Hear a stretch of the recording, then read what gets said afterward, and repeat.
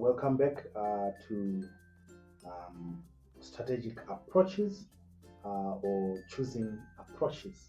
This is important, and we will move to the last part of chapter one now. So, here we're going to talk about which approach to strategy should we adopt. So, we have discussed all these strategies to strategy. We've talked about your freewheeling opportunism, your logical incrementalism, your relational model, and we've talked about your emergent approach. But so, which approach to strategy should we adopt as a company? What company should be approaching which strategy and stuff like that? So, when we look at the different approaches to strategy that organizations use in practice, it quickly becomes very clear that the real issue is not whether one approach is theoretically superior to another, but whether an approach is appropriate for the organization's circumstances. Now, strategy does not exist in a vacuum. The strategy is actually shaped by the stability of the industry, the pace of change in that market or in that industry, the experience of the management of the company, and also the organization's access to resources and the expectation of the stakeholders. So many other things that can influence this. So more formal approaches to strategic development tend to be adopted by organizations operating in a relatively stable environment. So when I say formal approaches to strategy, I'm talking about those ones that at least have a plan and some goals and some long-term objectives and stuff like that, which is obviously the rational model and to some extent the logical incrementalism. So where we've got a stable environment, where changes are not that serious and are not that quick to affect operation stuff, then we can have rational model or something like that. So in this context, markets are changing slowly, and it's slowly enough for analysis to remain relevant, and long-term planning can still add a real value there. Formal approaches tend to suit organizations also with less experienced management teams. So at least we have to follow the rules because the team is not very experienced either in this environment or in operating or running the organizations or stuff like that. So this is because structured planning will still provide guidance to those managers, discipline, and a shared understanding of direction.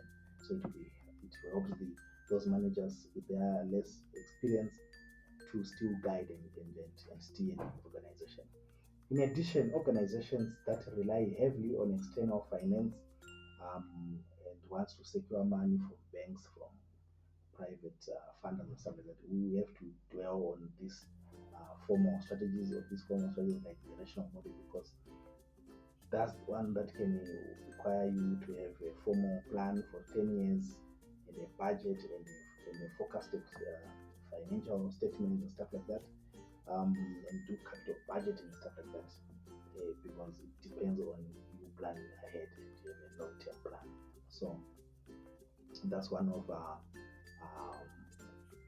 the things there. So I think, like I said, because obviously investors and lenders want the reassurance that the organization has thought carefully about its future, and obviously it understands the risks it faces or it may face in the future. So that's why banks and funders want this.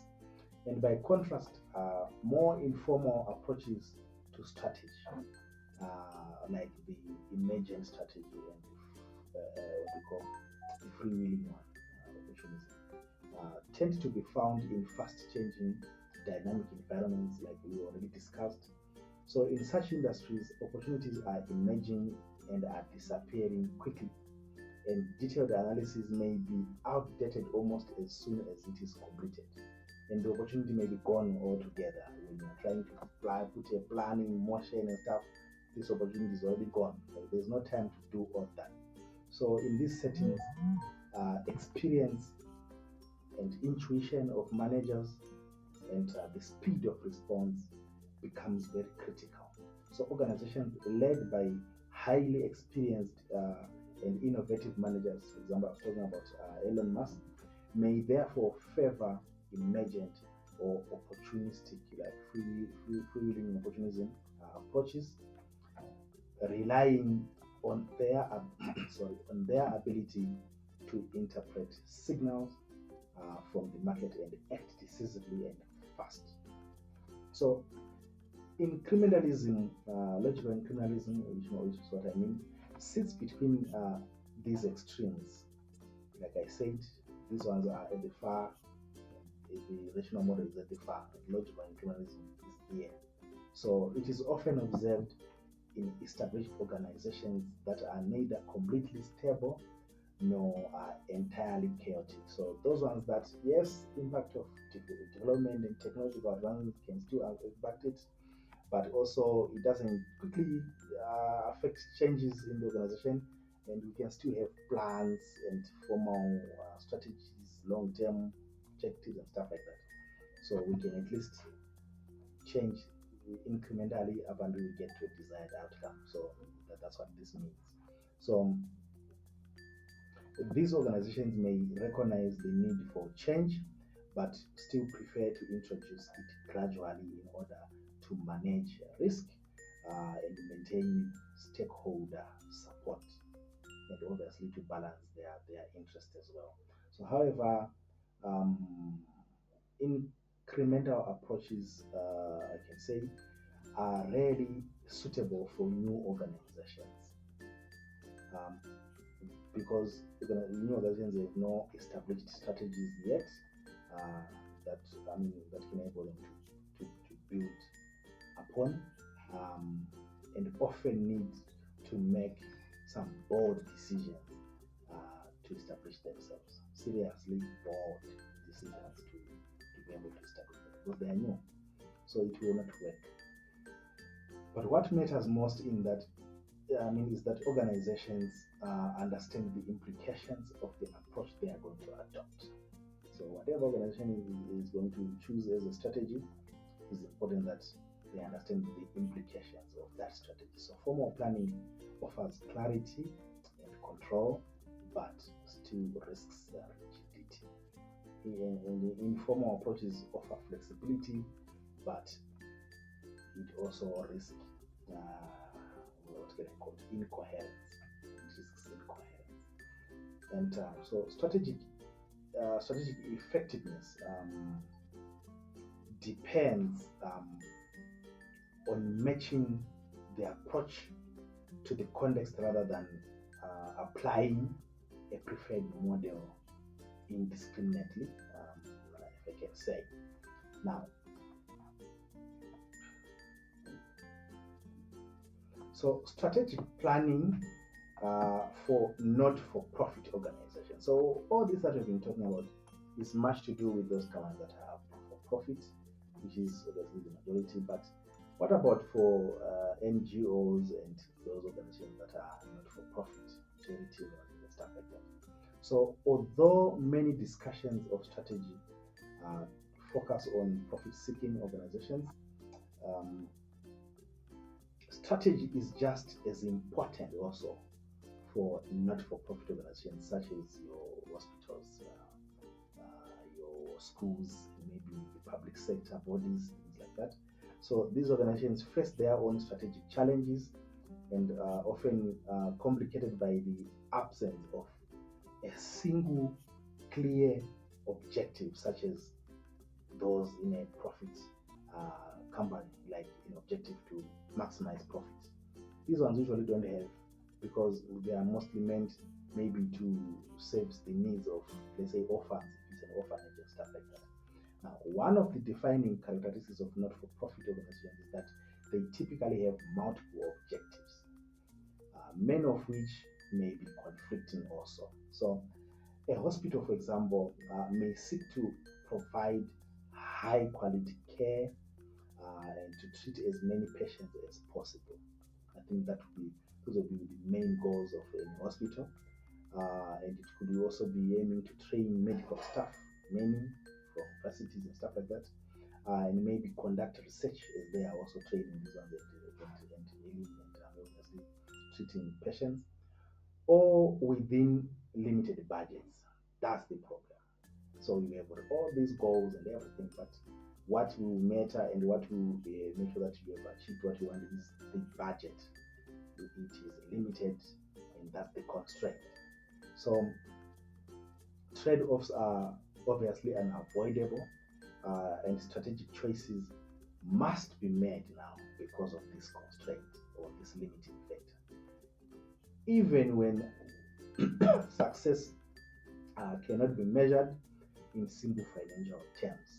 So I think another challenge for not-for-profit organizations lies in measuring performance. It's very difficult because at least for profit organizations, the main idea is to generate profit, and we can at least what we call measure performance by seeing how much we did in terms of profit generation, what we did in terms of maybe producing goods and stuff like that. But this is not the same for not-for-profit organizations. So without profit as a clear indicator, not-for-profit organizations must rely on a mix of quantitative and qualitative measures to assess whether they are achieving their objectives.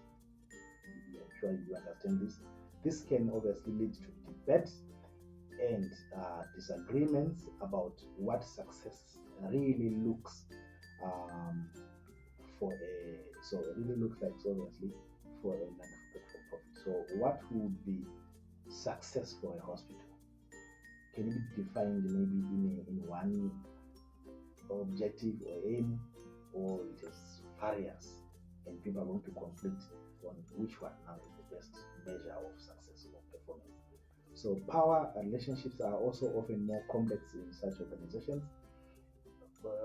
Like in a commercial organization, for example, shareholders ultimately hold authority because they are the one who have invested, and they are the one who are expecting capital appreciation and obviously return on their investment.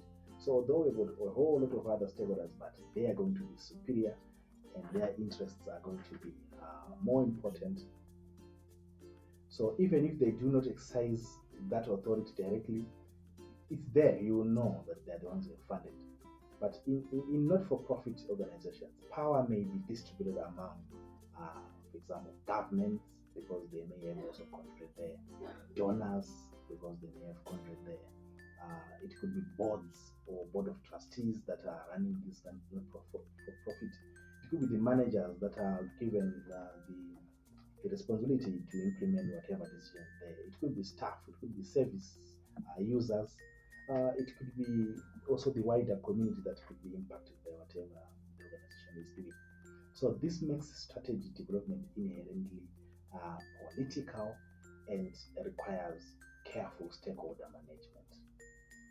So despite all these challenges, not-for-profit organizations still require strategy. They cannot do without strategies. In many cases, they are required by law or regulation to produce strategic plans, and more importantly,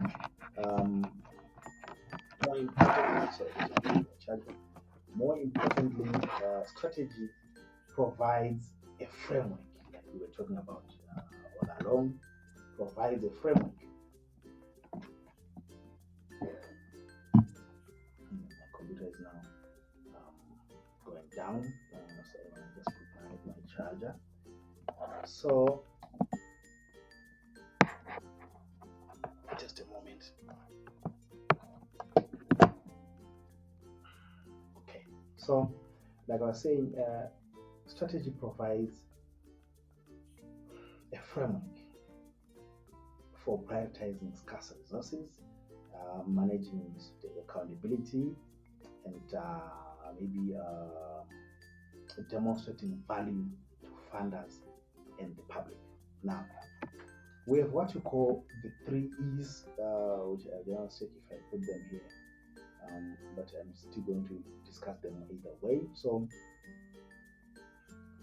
we have what we call three E's, and one way of addressing the challenge of performance management or measurement, obviously, in not-for-profit. Remember, we said it's difficult to measure performance. So one of the most important ways to measure that performance in not-for-profit organizations is through the use of these three E's that I'm talking about. So what are these three E's? Economy, efficiency, and effectiveness.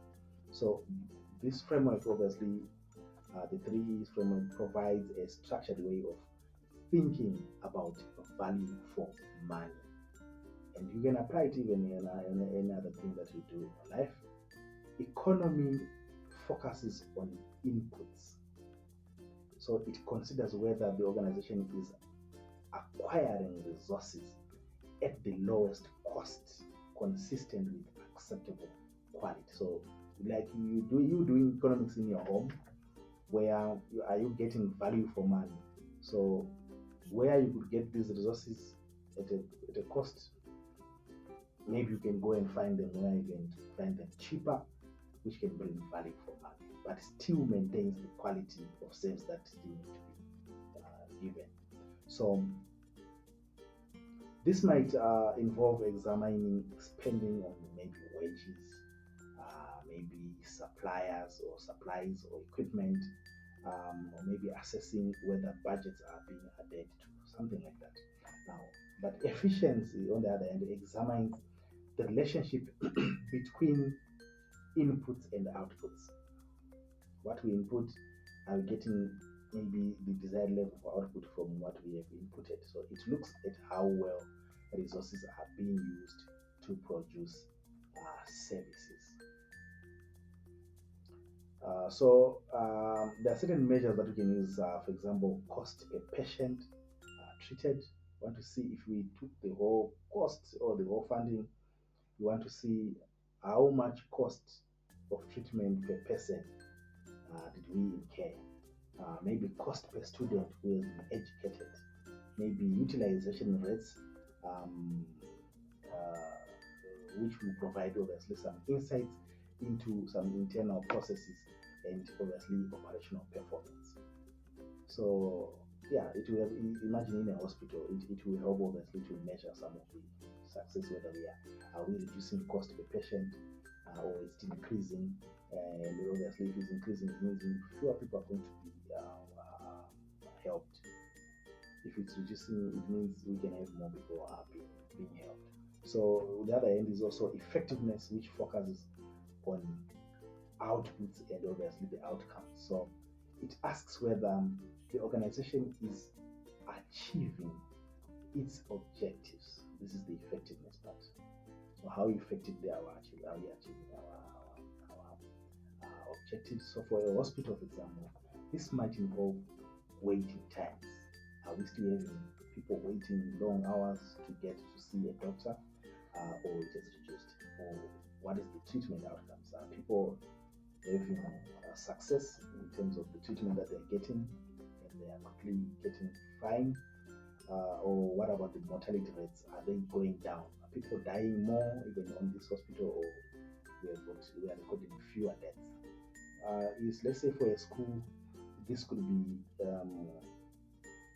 say exam results or progression rates. Are we getting better results and improved results over time, or are candidates progressing to the next stage without failing and going back and overcrowding the facilities and stuff like that? So this is how we can at least measure performance. So the strength of these three E's lies in the fact that no single measure provides a complete picture. It has to be looked at holistically together. So an organization may be economical but ineffective if they are not taking everything important, or it could be very efficient but is still failing to achieve the core mission, maybe to service patients as they come on time. So a balanced assessment requires consideration of all these three dimensions all at once, and putting resources towards these. Now, we're gonna have to look at what we call perspectives on, on strategic planning. So organizations may also differ in how they prioritize different perspectives when developing strategy. So, for example, a traditional approach begins with stakeholders and their objectives, then focusing on what different groups want from the organization, like I said, and then we start developing plans to at least meet those expectations. This approach it can be particularly useful in not-for-profit organizations or contexts where mission and stakeholder, what can I call, legitimacy are quite central. And then we've got a market-led strategy or position approach, which begins with analyzing the markets and the competitors. So we're looking at the market, and then we are going to make our strategy after analyzing what our competitors are doing. So under this strategy is about, under this, obviously, this market-led one, strategy is definitely about achieving a good fit between the organization and its environment. The organization seeks to anticipate change and position itself advantageously within an industry and obviously over competitors. So the difficulty here lies in predicting the future accurately, and particularly in quite volatile markets. And then we have what we call a resource-based strategy. So you see them here on my slide. Some is with resource-based here. I discussed much of it, but you get here in this class all these other strategies. So a resource-based, or other people call it competence-led approach, which focuses on what the organization does well. So strategy is built around core competencies and capabilities that are valuable. Now, and I can say valuable, and on top of that, they are difficult to imitate, and they are relevant to the success in whatever chosen markets the company chooses to invest in. So this approach can provide some stability when markets are uncertain, but it also risks inward-looking behavior, especially if not balanced with some external awareness here. Now, in practice, most organizations combine elements of all these three perspectives, these three E's. So, or maybe, not these three strategies that I talked about, where I talked about the market-led approach, the traditional approach, and the resource-based approach or strategy. So they combine all these ones and try to obviously come at a middle and find their own strategy from there. So the next thing that I wanna talk about, which is quite important also, is what we call the management accountant and the role or strategic role of a management accountant, and what kind of management accountant are we trying to achieve, especially in the digital era. So if you think of it throughout the strategic process that we've discussed, the role of the management accountant is very pivotal in everything, or the role of the accountant, because strategic management accounting places emphasis on information that goes beyond just some internal cost data. So it includes external, forward-looking, and non-financial information that supports strategic decision making. So it's no longer about just number crunching and producing some numbers and costs and management accounts and stuff like that. It ends there for an accountant or management accounting, no, especially of the future. So it's more of a transition from being just a management accountant to becoming a strategic management accountant who will at least have insights, judge and plan using whatever insights that they are getting from the numbers that they have produced. So the strategic management accountant contributes by obviously analyzing competitors, looking what are they doing, so that you can make informed decisions. Understanding customer profitability, which means they want to grade customers by how they are contributing to the organization, stuff like that. Supporting pricing decisions, maybe evaluating product portfolios, and assessing investment. Now, and obviously, if I talk about assessing investment, you have to look at different investment opportunities and assess and make strategic choices. So this role requires an understanding of the organization's ecosystem and the ability to translate complex information into insight that can feed into decision making and can be used by management for decision making. So unlike traditional management accountant or just being a management accountant in the past, which often focuses on historical performance, looking at the back, which means preparing records, preparing strategic, preparing management accounts, profit, loss, balance sheet, and stuff, and financial statements, which are obviously a reflection of what has happened in the previous year or years. Now, strategic management is concerned with the future. We want you to obviously help in understanding the future and mapping the future. So it helps organizations to anticipate change, to evaluate options, obviously, and to manage risk. And to do that, you need to know your environment, your ecosystem, what your competitors are doing, what your suppliers are doing, what ways to grow and stuff like that. So by doing so, it supports more effective strategic planning, and that's what we want from a management accountant of the future, which we actually call strategic management accountant. So it helps with planning, greater awareness of the environment, because we are doing competitor analysis, position appraisal, we are looking at environment analysis, best and stuff of that nature. So it also improved control and obviously better decision making, because you are coming with insights. So this is what we are depicting here on this diagram here, where we've got management accountants playing a crucial role in analyzing the competitors, in assessing customer profitability, in informing maybe pricing strategies that can be implemented in different markets and stuff like that. So we are going to see what a traditional management accountant used to do, which is just to be helping with some cost structure, doing product costing. This is number crunching stuff.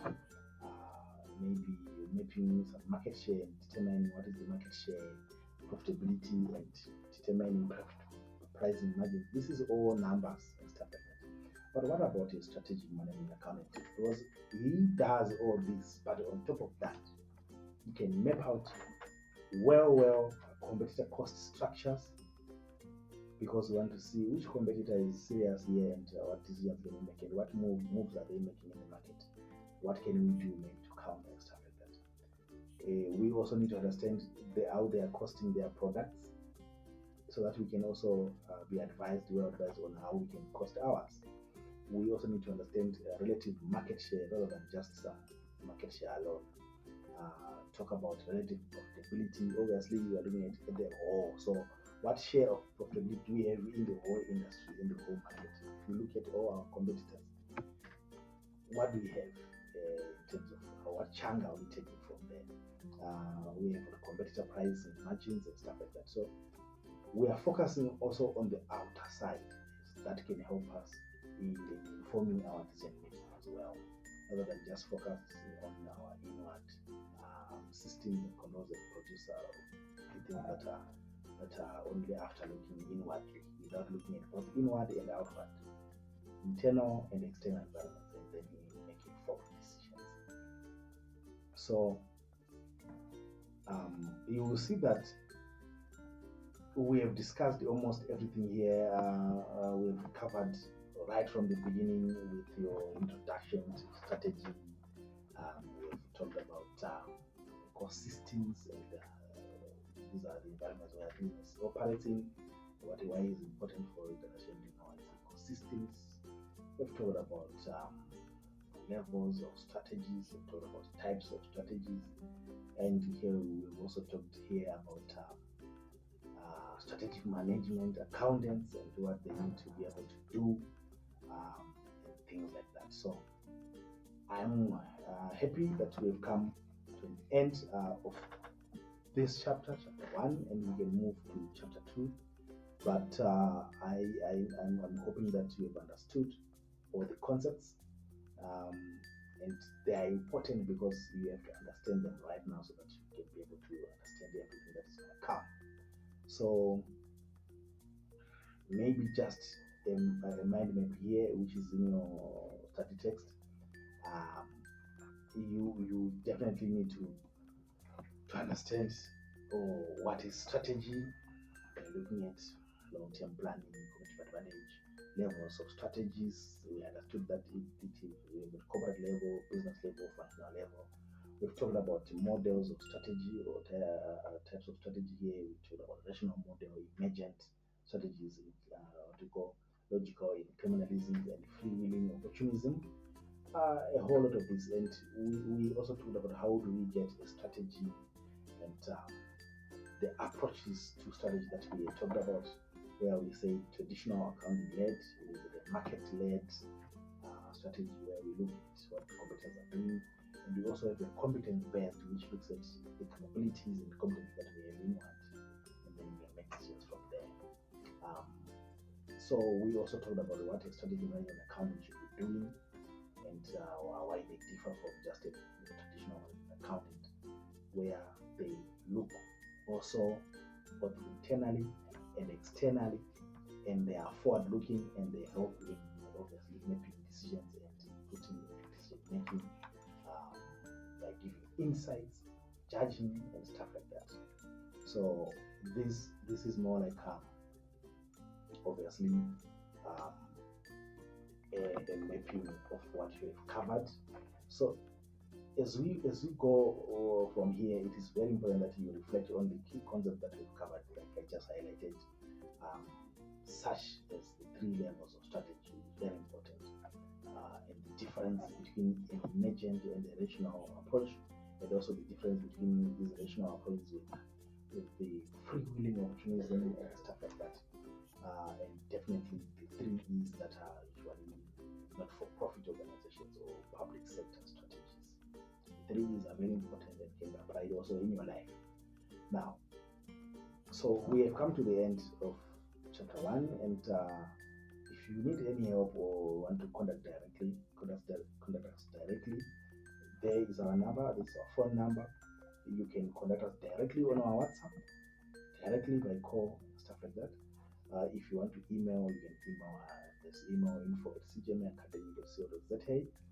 And on all social platforms, social media platforms, you will find us as CGMA Academy. And you can also contact us even via those platforms. Most of the time, there's a link direct to our WhatsApp from those platforms as well. Or you can message us on those platforms and we'll be happy to respond. Thank you, and let's see each other in the next chapter episodes. Bye.